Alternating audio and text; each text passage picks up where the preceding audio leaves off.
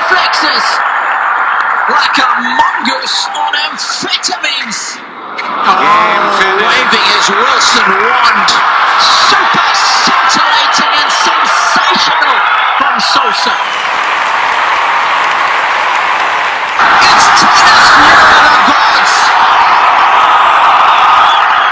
No mortal may approach. Welcome back to Tennis Near the Gods. I'm Alex, joined alongside my brother Nicholas, and today we are going to be recapping the Masters 1000 event in Miami, in which today we just saw Roger Federer beat John Isner in the final of a score of 6-1, 6-4. We're going to be discussing our main takeaways from this event and looking forward to the clay season, which is a week away. So to start off with our champion, Roger Federer, he last year he lost in the first round, really the second round, but in his first match to Thanasi Kokkinakis. The event this year got moved to Hard Rock Stadium, in which all the players thought the venue was much better than last year. The conditions were slow. It got more humid as the week progressed, but still John Isner was able to move through the draw with an impressive display of serving.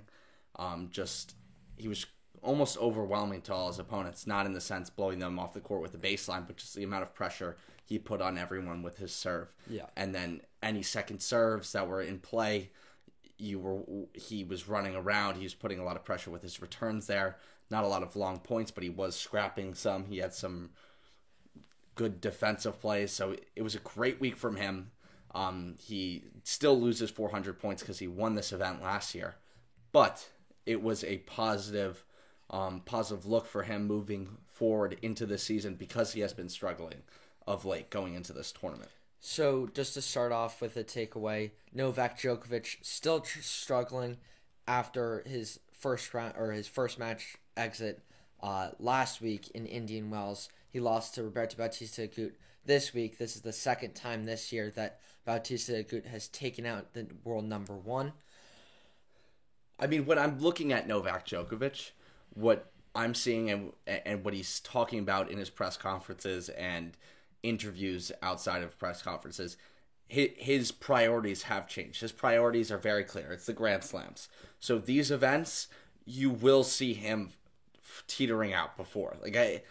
His priorities have changed. It's his family, but the Grand Slams are where he's marking down on his calendar, and he's going this one, this one, this one, this one.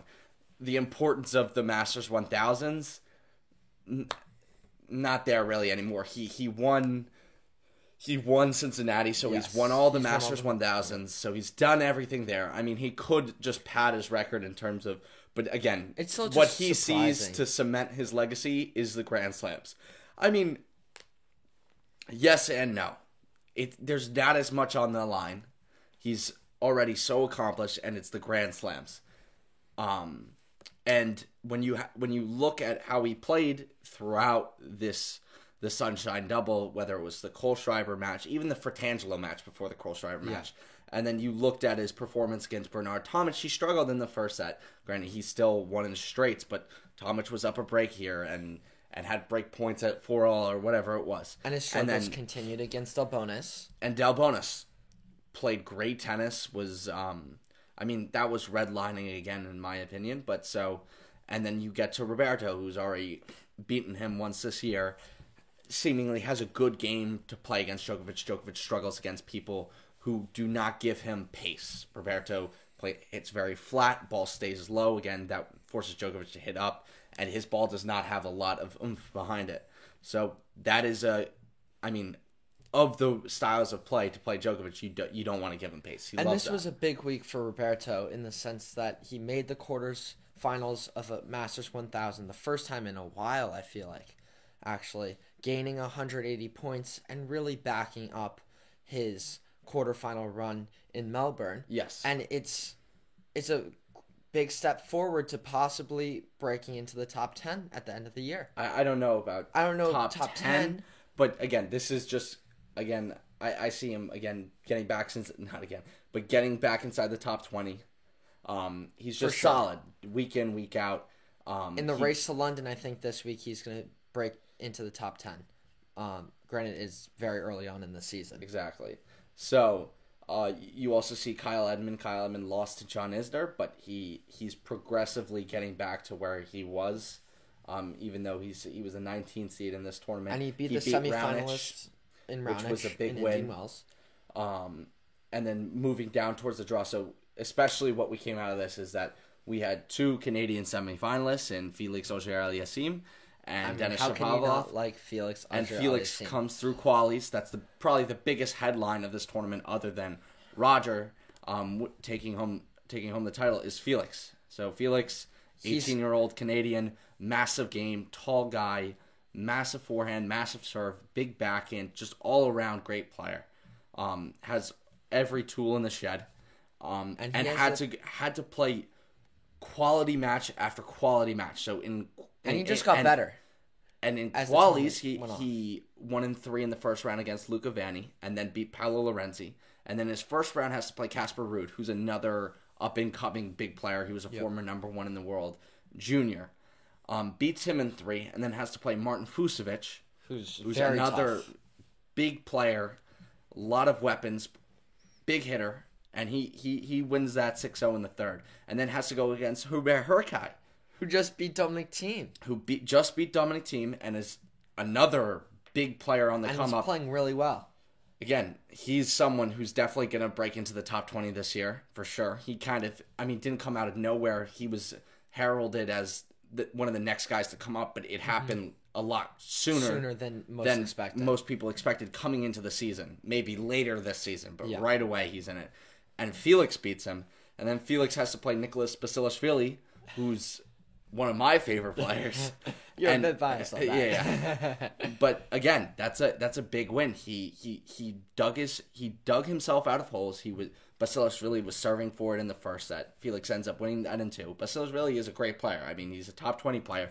That's another solid win to cement himself. And then in the quarterfinals, he beats Borna Coric, who was able to scrap through his first 3 matches, all in 3 sets. He hasn't been playing great tennis. But Borna Coric is a winner, as you've seen. Exactly. He did it in Dubai, where he made it to the semis. He was not playing his best tennis. He beat Berdych in 3. He beat Basilashvili in 3.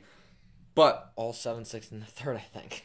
he found a way. So this is another thing where you start seeing the younger players cementing themselves is when they start finding ways through matches. And that was Borna Coric. Did not play great tennis throughout the tournament, but just found ways. He had a difficult match against Nick Kyrgios. A lot of stuff's been said about Nick Kyrgios with the underhand serves. It doesn't matter. It's part of the game. If you're going to stand far back, that's part of the game. And Nick Kyrgios played some solid tests, but he found a way to weather the storm there. And Aliassime is more well-rounded, more focused. And right now he's kind of playing. Firepower. He's playing like a top 10 player. And even when Aliassime lost to Isner, he served for both sets. In the first set he went up 5-4, served 3 double faults. Yeah, and just he choked that match away. Exactly. But so that being said, you move down to the second Canadian, Denis Shapovalov, who I am not as high on, who also made the semis. He's a winner. Okay, he is big game. I do not, and the way he hits the ball, the way the ball comes off his racket, how loose he is, it's incredible. The ball flies. Yeah. He is on huge, both wings. But I feel like he is hit or miss. And throughout a long season of tennis, throughout 11 months that you have, or 10 and a half months, he is not consistent.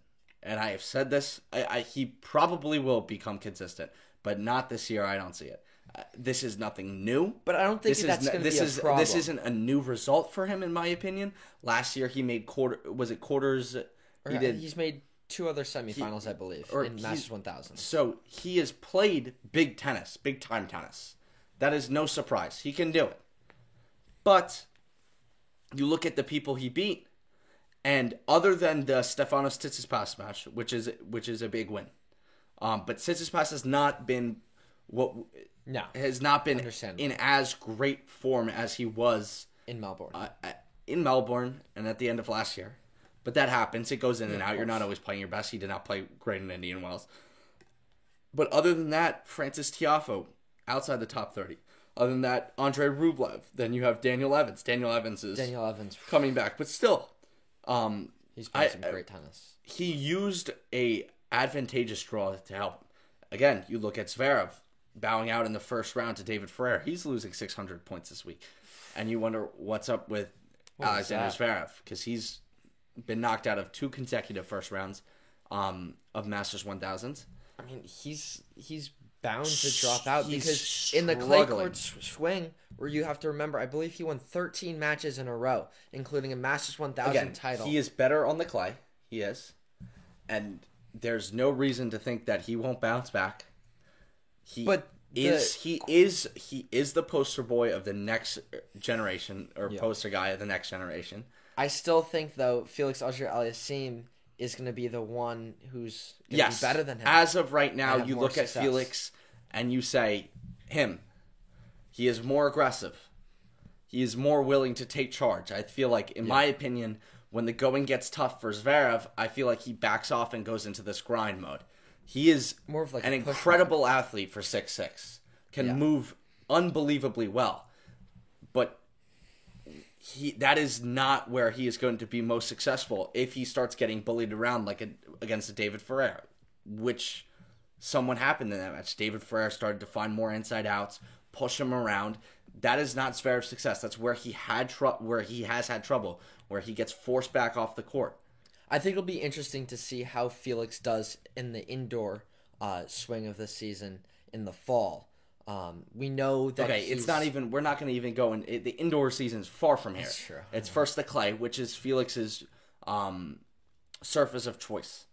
So, and then another thing that I take away from this tournament is David Goffin put together a couple wins. He lost to Tiafoe, but that was a big thing for him because he could not find a win for a while on the ATP circuit. Struggling. He beat Marco Cecchinato, who cannot win on hard court. I was hoping he could, but just watching how he played, he just he goes away. I don't know what it is, but lucky for him, he's got a long clay season, a lot of points to defend though. So yeah, that's my main takeaways. Is Felix is the next big thing. I agree with you. I've jumped on this bandwagon. Felix is the next number one. He will be number one in the world. Denis Shapovalov, I say hold off for right now. Roger Federer, and this is the one thing. Roger Federer is, you're wondering, when is this guy going to go? He is just so much smarter than everyone else when he is playing. Is. You do not understand why. The younger generation should be out being more physical, going into that match and just out physicaling him. But they do not have the tennis IQ that he has. And that is why he's got also so much more experience later on in tournaments. It's not even the experience later on in tournaments. It's the tennis IQ. He has so many ways in his head to beat everyone. You look at the Shapovalov match, he just dismantled him. You look at the Kevin Anderson match, dismantled. The Daniil Medvedev match, dismantled. Okay, you're gonna stand far back in the court. Fine, go ahead. I'm gonna come in. I'm gonna make you come forward with the slice and all that stuff. Daniil Medvedev can't do it. It's fed. So. You see that. That being said, we are going into the clay season now, which is the longest stretch of not even the longest stretch, but just my favorite part of the season. It's the best part of the season for sure. You've got 3 Masters 1000, starting in Monte Carlo. Yeah, that almost follow in succession. And what you have to be thinking is Nadal going to be 100% healthy? You would think so. You hope so. You would think so. Another thing, Roger Federer is definitely going to take the clay season off. No, he's playing it. What do you mean? He said he's playing it. I mean, how long do you think he's going to play the clay season? It's not how long, how many tournaments. How many tournaments? Will he start out with Monte Carlo? Probably, but will he take Madrid and Rome and Roland Garros? I don't think. I think playing the clay season is a mistake for him if he in fact is doing that. He is. I would say look for Felix in the clay season. Mm-hmm. It is, and then it's going to be long, but he's going to have and then Zverev's going to back it up. He's going to back. I don't think he's going to back up last season because he had absolute tremendous success last season. He'll in a 2-week span he'll have Okay, to defend but that- 1,600 points. Yes. That Which- being said, we'll come back at you guys next week, previewing Marrakesh And Houston. and Houston. And then we'll be following it up with Monte Carlo, and we'll be covering all those tournaments coming up. Thank you for listening, and we'll be at you guys next week.